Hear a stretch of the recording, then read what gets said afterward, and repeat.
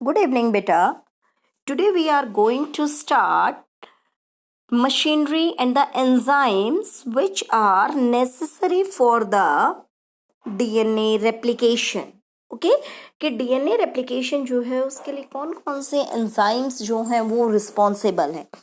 Now सबसे first अगर हम बात करें बेटा डीएनए के अंदर रेप्लिकेशन में, तो डीएनए रेप्लिकेशन के अंदर फर्स्ट जो एंजाइम रिक्वायर्ड है that is helicase. First enzyme जो है वो क्या है बेटा? Helicase. Okay, now helicase enzyme जो है उसका क्या फंक्शन है? What is the function of helicase enzyme? देखो, कोई भी डीएनए जब रेप्लिकेट होता है तो first the double stranded DNA is converted into single stranded. Okay, first जो है वो डबल स्ट्रैंडेड डीएनए जो है वो किसके अंदर कन्वर्ट होगा? सिंगल स्ट्रैंडेड के अंदर. ठीक है, अब ये जो सिंगल स्ट्रैंडेड के अंदर कन्वर्ट होगा उसके लिए जो फर्स्ट एंजाइम है वो कौन सा रिस्पॉन्सिबल है बेटा? Helicase enzyme. ठीक है, नाउ ये हेलिकेज एंजाइम जो है इसका क्या फंक्शन होगा कि ये अगर हमारा डबल स्ट्रैंडेड डीएनए है बेटा, तो ये डबल स्ट्रैंडेड डीएनए को किसके अंदर कन्वर्ट कर देगा? Single stranded DNA. कैसे? By cleaving this hydrogen bond. ये जो हाइड्रोजन बॉन्ड है इसको ये क्या कर देगा? हेलिकेज एंजाइम क्लीव कर देगा, जिसकी वजह से क्या है, डीएनए डबल स्ट्रैंडेड डीएनए जो है वो कन्वर्ट हो जाएगा किसके अंदर? सिंगल स्ट्रैंडेड के अंदर. ओके, तो फर्स्ट एंजाइम जो है वो क्या है? हेलिकेज है. नाउ सेकेंड थिंग अगर हम बात करें बेटा कि इसके अंदर अनदर एंजाइम जो है दैट इज डीएनए पॉलीमरेज. क्या है? DNA polymerase.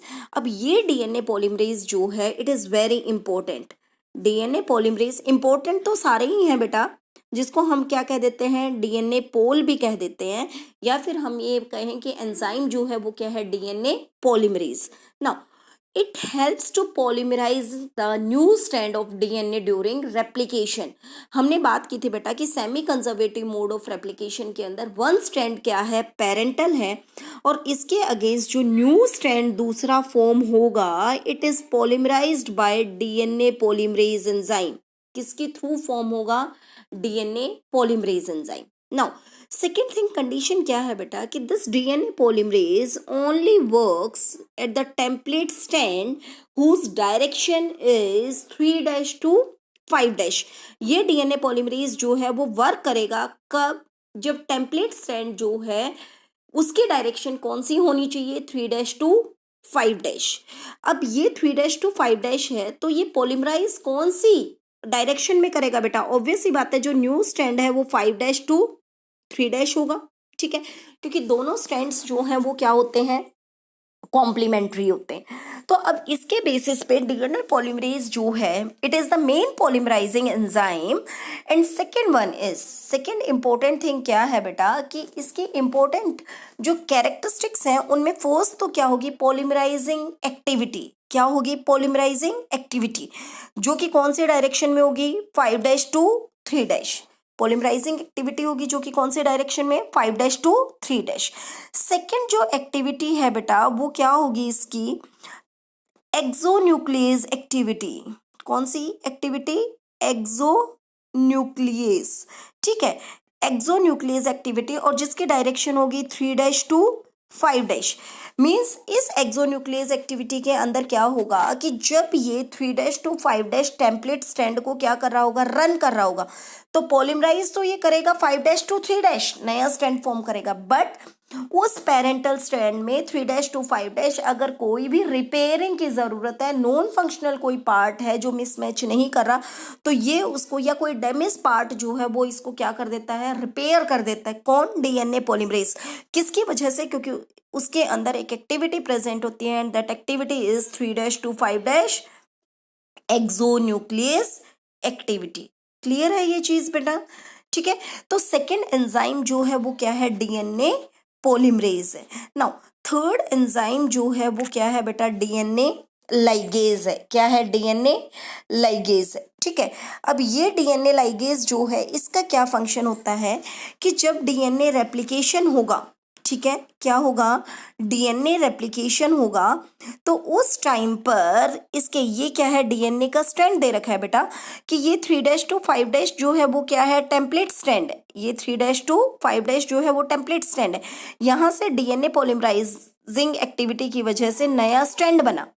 सेकेंड, अनदर वही डीएनए पॉलीमरेज जो है इसके लिए क्या है, 3' to 5' है।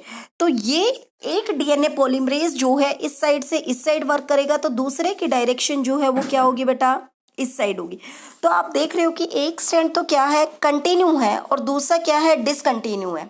हम रीजन बाद में बात करेंगे कि ये कंटिन्यू डिसकंटिन्यू क्यों है। लेकिन डीएनए लाइगेज का अगर हम फंक्शन करते हैं तो ये डीएनए लाइगेज जो है इस डिसकंटिन्यू स्ट्रैंड को किस में कन्वर्ट कर देता है, कंटिन्यू स्ट्रैंड के अंदर कन्वर्ट कर देता है। ठीक है, तो बेसिकली तो ये क्या है, 3 एंजाइम्स हैं जो क्या है, one is DNA polymerase, second one is helicase, third one is DNA ligase. इसके अलावा कुछ और एंजाइम्स हैं बेटा, उसमें फर्स्ट एंजाइम अगर हम अनदर एंजाइम की बात करते हैं तो एक एंजाइम होता है टोपोआइसोमेरेज। क्या है, टोपोआइसोमेरेज। ठीक है, अब ये टोपोआइसोमेरेज जो है इसका क्या फंक्शन होता है कि जब हेलिकेज जो है वो रिवाइंडिंग को मीन्स जब वो डबल स्टैंडर्ड डीएनए को किसमें कन्वर्ट कर देता है, सिंगल स्टैंडर्ड में, तो उसके अंदर क्या रह जाती है, सुपर कॉइलिंग रह जाती है। और अगर हेलिकेज आगे की तरफ मूव करता जाएगा तो पीछे पीछे वो डबल स्टैंडर्ड डीएनए फिर से क्या हो सकता है, रिकॉइल हो सकता है, रिवाइंड हो सकता है। तो उस रिवाइंडिंग को स्टॉप करने के लिए कौन सा एंजाइम रिस्पॉन्सिबल है, टोपो आइसोमेरेज। क्लियर है बेटा। तो दीज आर द, अच्छा वन इज प्राइमेज। क्या है, प्राइमेज। नाउ अब ये जो प्राइमेज है उसका क्या फंक्शन है बेटा, प्राइमेज का, कि प्राइमेज एंजाइम जो है वो किस चीज में हेल्प करता है। देखो सिंपली जो डीएनए रेप्लिकेशन है वो स्टार्ट होता है ओरी रीजन से। किससे स्टार्ट होता है, ओरी रीजन। और वो ओरी रीजन जो है उसको हम क्या कहते हैं बेटा, ओरिजन ऑफ रेप्लिकेशन। ठीक है, अब कई केसेस के अंदर ओरी रीजन अगर नहीं है तो प्राइमेज एंजाइम की हेल्प से वहां पर हम आर्टिफिशियली एक ओरी रीजन क्या कर सकते हैं, क्रिएट कर सकते हैं, और वहां से रेप्लिकेशन क्या हो सकता है, स्टार्ट हो सकता है। तो it is all about the enzymes which are required for the DNA replication. One is helicase. Helicase के पीछे पीछे कौन वर्क करता है बेटा, topoisomerase, then DNA polymerase, DNA ligase and primase.